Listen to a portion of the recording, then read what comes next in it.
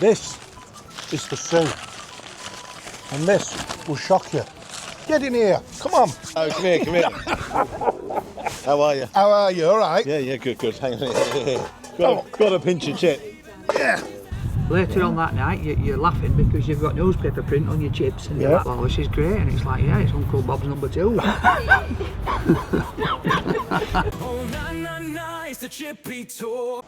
Right, okay, we've got an unusual one today. We're at Gordon Street, Chippy, or Robbins J, you'll see it in the... Robbins J, you'll see. I'm going to get squashed here, and I can see it coming. I'm going to get flattened. Robbins J, you'll see it on Google. So I'm going to get stuck into this food. I got all this for less than a tenner. So I'm going to go straight into the fish first. Look here.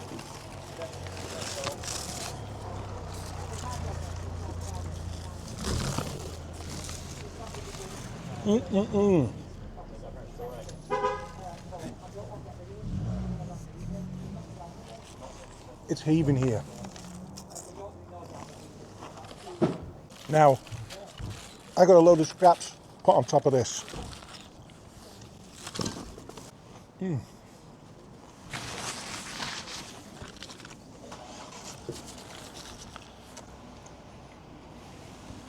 Yeah, had a go cod. My mind's split on this one. Definitely, I'm now edging towards cod. Some really interesting food here.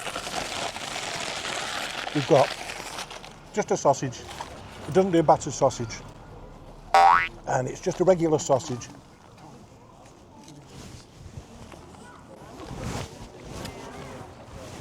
The thing is with sausages, they make them for kids. So you don't often find lumps in them or anything like that. They're usually quite easy to eat because one lump would put a kid off for life.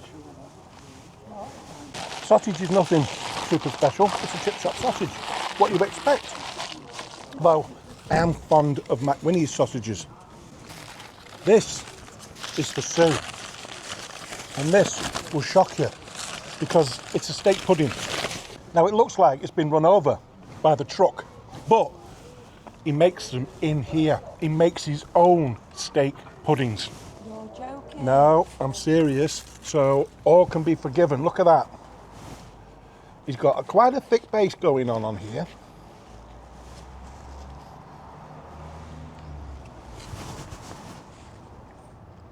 So that was absolutely delicious. It really is. So not many people make their own puddings. So I was quite impressed when I found out that he was making it in-house here. And when I say in-house, his living room is attached to the Chippy. So he just goes straight through. I don't know when he's quiet, does he go and watch TV? I have no idea. But lovely fellow. This is what a lot of people are turning up for. The person before us got 4 of them. And some people call them mega balm. It's a super balm in here. £2.50. Look at that. We've got sausage, mushy peas, chips, and there's even some fish on there. A little bit of fish. But £2.50. Look at the size of that thing. Let me just move a few chips out of the way so I can get at it.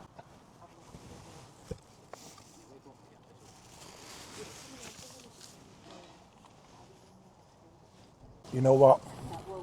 That's fantastic. That sausage goes with it. Everything goes with it. I think that's the idea. And it's even buttered, the balm. So call them what you want. Balm cake, bread cake, bap, bun, all kinds of things. What do you call them? Up there. Balm. Balm, yeah. But I've always watched Danny's stuff. Yeah. I like Danny a lot. Yeah, he's right. See, the thing about the pastry shops, they do pastries. Yeah. I laugh at that. He's a proper superstar. You know, he does all kinds of things, doesn't he? Yeah, he does. And he's a lovely fellow. Does stuff for charity and he does his robots and that. Yeah. So, you know, yeah, nice guy. Gary, that's the first time we've met Gary from Gary Eats. Yeah. And we've met the cameraman before. We met him in Manchester at a hotel. You all right, Gary? Get in here. Come on. Oh, come here. How are you? How are you? All right? Yeah, good. Hang on. Got a pinch of chip. Yeah. Pull up a chair a minute. Just, I won't, you know, I know your food's going cold there. Get round here a little bit more. How are we doing? Sit next to me. Whatever you say, boss. We're doing all right. You're all professional. Absolutely. Got to say, your picture, okay, is a lot better than what you actually really look, isn't it? Hey? I mean, what is this? AI generated or something? Well, the guy that did the signage for me at BD Signs. Clearly a very good friend. Yeah, he said, you know, you're such a jolly guy. You're such a nice, big, jolly guy. But every picture I've seen of you, you look like you're ready to cry. He said, so how about we. So Make you look we'll happy. take one of your smiley ones and make your teeth look whiter. Tell you what, I like the chips. I think. Don't tell me what you think. Don't tell me. I won't tell you what I think. No, don't tell me because I'm. What have you ordered? As well, but fish and chips, £6. It's unbelievable. £6 fish and chips. You know, there's a queue here going all out the door. Okay, then I've ordered the balm cake. We've got some fish in there, got sausage, chips on top, mushy peas, £2.50. Yeah. Come on, I mean, this guy's a food hero. And even if the fish and chips is incredibly average, he's a food hero. One of his homemade steak puddings, £2. A can of Vimto. Do you know, I haven't had a can of Vimto in at least 2 days. No, I haven't had it. What do you normally drink when you... Actually, I don't normally bother. I don't get anything. I know Danny likes his dandelion and burdock, doesn't he? I like a pint of Guinness. Yeah. Oh, sorry, That'll with fish do. and chips. That'll do, yeah. No, I'm not that bad. I'm not that naughty. And what about you, cameraman? What, drinking? Yeah. D&B. I like having soda. He is the nightmare to go out for a drink with. Two reasons. Why's that? He likes a lot. He's all innocent, okay? He acts all innocent. Okay? Yeah, you can see it, can't you? What do you think he drinks? I go with diesel. And here's the big problem. Sam Bar Sam. It's very hard to introduce him to go to that bar, okay, and just part with the pennies. But Yeah, apart all from right, that, like that is it. That's just too noble. one thing I've got to say, guys, okay, what you do for fish and chips, okay, for fish and chip shop owners is brilliant, both of you, because you are highlighting, you know, and what I really like is the fact that you got the recognition for it. You're at the Fish and Chip Awards. They realise, okay, one, you know your fish and chips, okay, no one else knows their fish and chips better. That's fact, you know. Lee, the Macmaster, I'm really, really sorry, but I even think he's better than you. Okay, okay, because Lee loves his fish and chips as well. He does love his fish and chips. But and that is recognition for exactly what you're doing and for what you're doing for the fish and chip shops, because what you're doing is keeping a brilliant tradition going. We have to, don't we? So that we've all got something to review in the future. So we've all got something to, you know, we'd be knackered without our fish and chip shops, wouldn't we? Let's have it right. Absolutely no doubt. And I love them. Yeah. John, shall I tell you the killer though?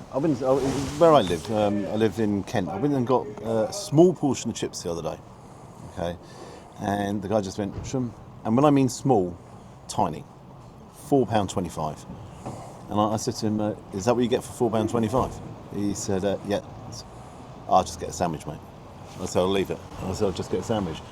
And he said, what would you expect for £4.25? And I promise you, there was about 12, 14 chips. I said, no, you're okay.